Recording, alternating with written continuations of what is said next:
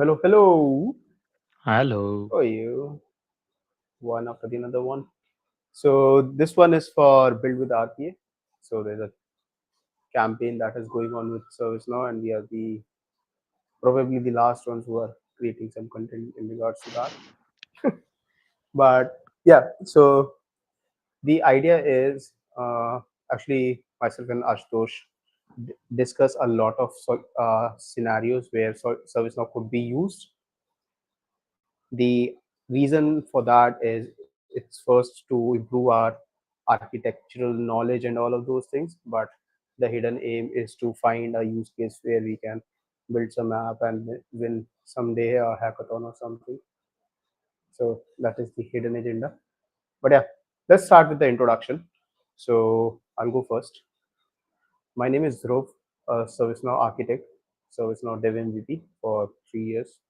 Presented it knowledge like 3 4 times, and it's almost 12 a.m. at my place. And this fellow, over to you, man. Hi, I'm Ashutosh. I am also a product owner and an architect. I'm also a developer MVP with Dhruv, multiple times community MVP as well, presented in knowledge with Dhruv and with my fellow colleagues. One thing which keeps us unique is our podcast, Lata Viprata, which me and Dhruv keep doing it. Lata Viprata, if you don't know, it's a Dutch phrase and in English it is called as Let's Talk. So today we are here to talk about hashtag build with RPA. Let's talk. So So you are a customer, right, Dhruv? We are going to take a couple of personas here and we are going to discuss based upon those personas and we are going to find a way basically towards how RPA can fit into an organization or into an use case, let's say. Should we tell us that which persona we are going to follow? yeah, I'll be the customer for this now, because this is my use case. This is my problem. So and then we can discuss that. Okay. Yeah, and then So I will be acting as a solution architect in this case, and then we might switch our personas in between, and we can ask different questions to each other, so we can switch the personas. we'll be brainstorming basically. Yeah. So recently I was filing for the visa application for Netherlands, and for that I need to provide one document that has some stamps from different ministries and all.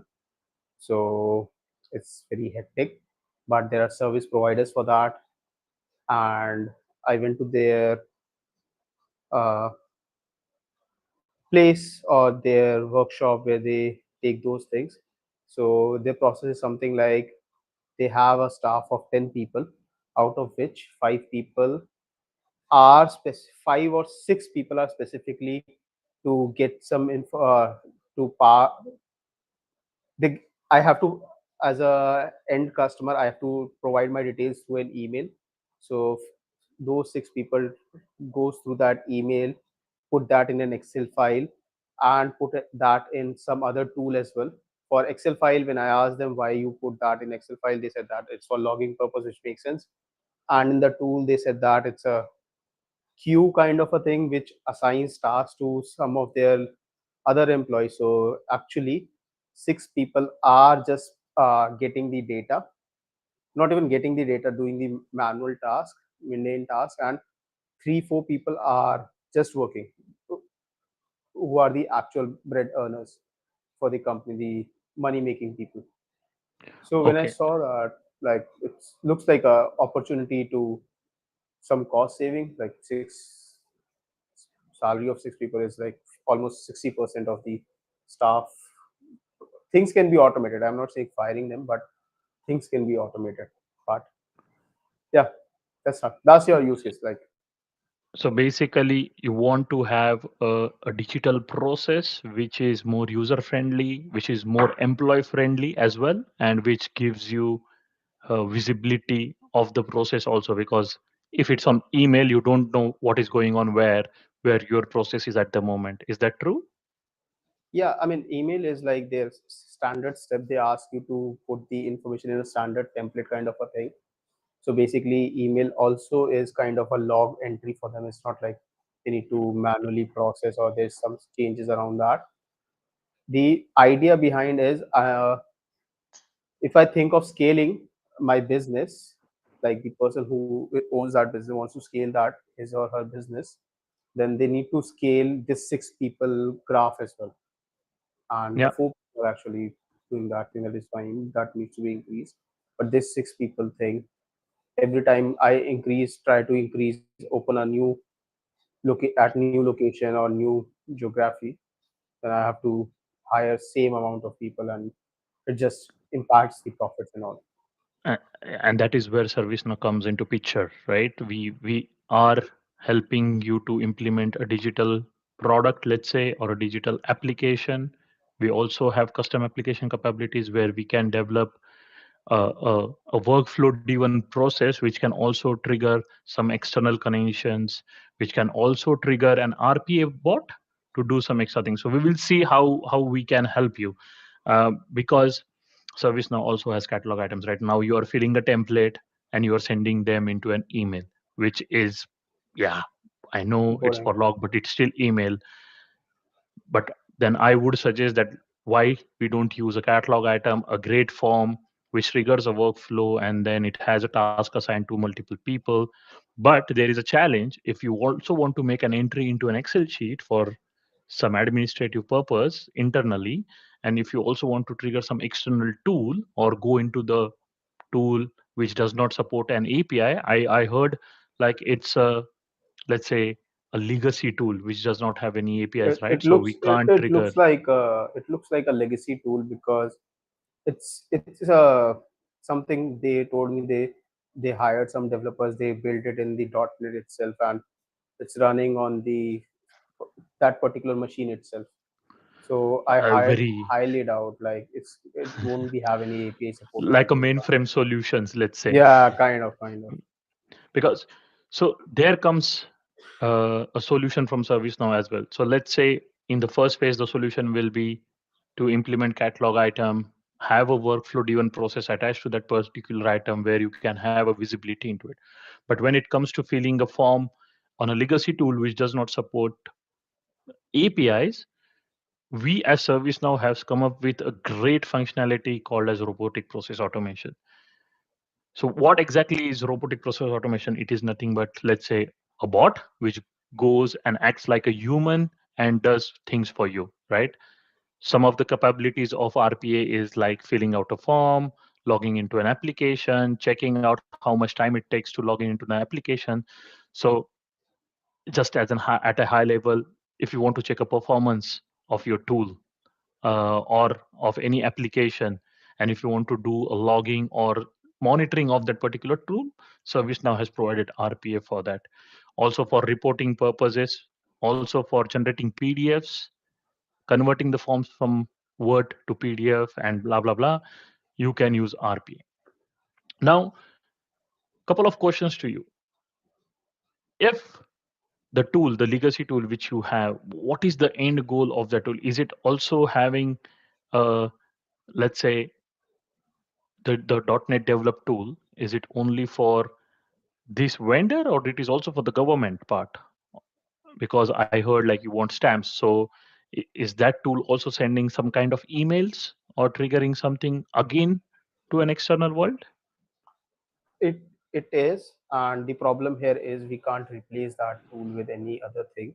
So that tool has to be there in the system, in the flow itself. It's not like we can rebuild or use any other solutions, because there are lots of restriction from government side as well. So we Okay. have to use that tool. So I see a potential use of RPA. This is a perfect use case for RPA where you need to do some manual entries, where you need to trigger some processes in a tool which does not support API. Let me tell you some benefits of RPA, because that is very important to understand why I'm suggesting RPA for this particular use case. First of all, reliability. If you have a process which is same throughout, let's say throughout the day, throughout the years, multiple number of tickets, If the process is same, RPA is a reliable choice. Second, productivity will increase. You are actually, like you said, you are actually replacing a human being with a bot. So either you fire some people or you ask them to invest their time in some important task, they Yeah, I can want do to it. free their time. I want to free their time and make them do something very productive for the company instead of wasting their time in that mundane task. Then the next advantage is, because you mentioned government is included into this process, compliance is very important here. These bots are very compliant. They have logs. We can provide auditing logs. We can show them how the bot is operating, and we have an end-to-end audit trail which can be shared. Then the accuracy of the work is 100% until and unless you don't mess with the bot and you don't change the process internally over the period of time. But the accuracy is great. Then improved employee moral, because your employees will then focus on the other perspectives, Exactly. but Like they can they are quite also, bored. They get bored with the yeah, things. Like yeah, they don't feel engaging anymore to do this same thing. So replace it with the bot. And then the last uh, advantage for me mainly is consistency. So how efficiently you are performing the task. Human beings sometimes they get bored with the repetitive work and they can make a mistake. But bot, you ask the bot to do one thing 1,000 times, the bot is not going to make a mistake. It is going to follow the flow which you have decided. So that being said, and understanding you, listening to you, my solution towards you is ServiceNow, the custom applications, that is App Engine Studios attached with the Flow engine, which triggers our RPA bots. And then your whole process will be sorted, and you don't have to worry about the repetitive work. perfect. So does RPA comes with any?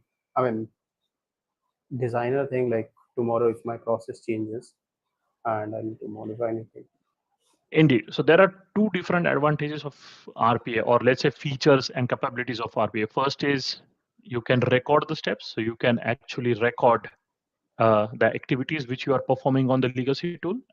And ServiceNow RPA will automatically convert it into a flow, which is called as RPA recorder in ServiceNow. So it will literally record your clicks. It will literally record what actions you are doing, what information you are filling in, and it will convert it into a flow. Second is uh, we have RPA Designer, where you need to go log in and then you start designing your robots.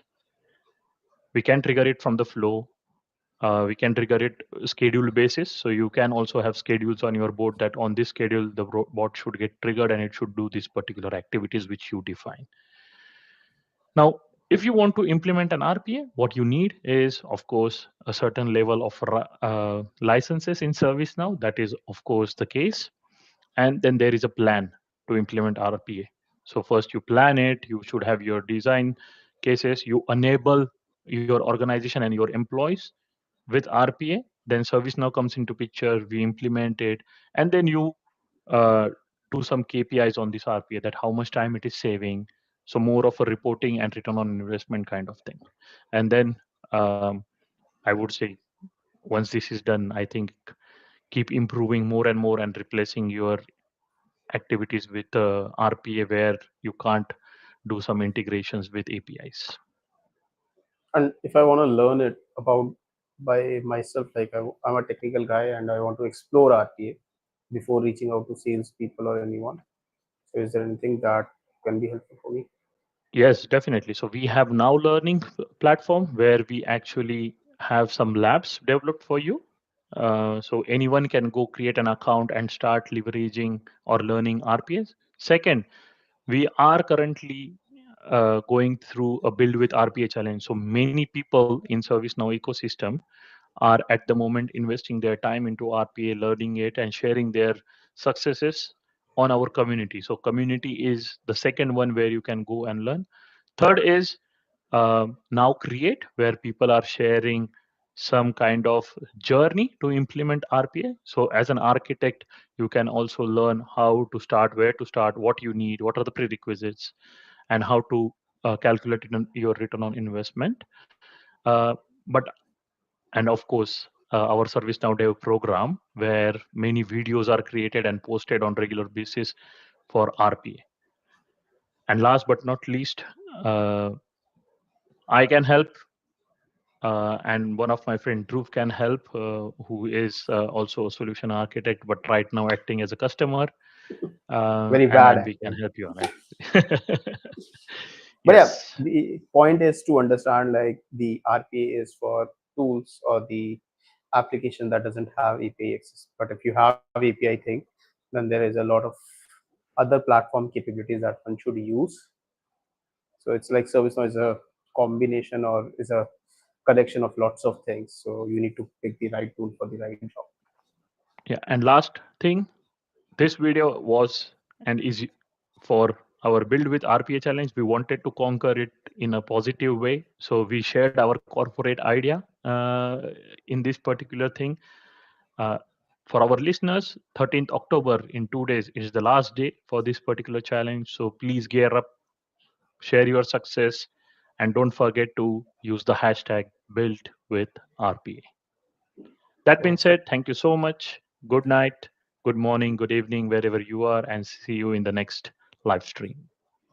Bye bye. Take care.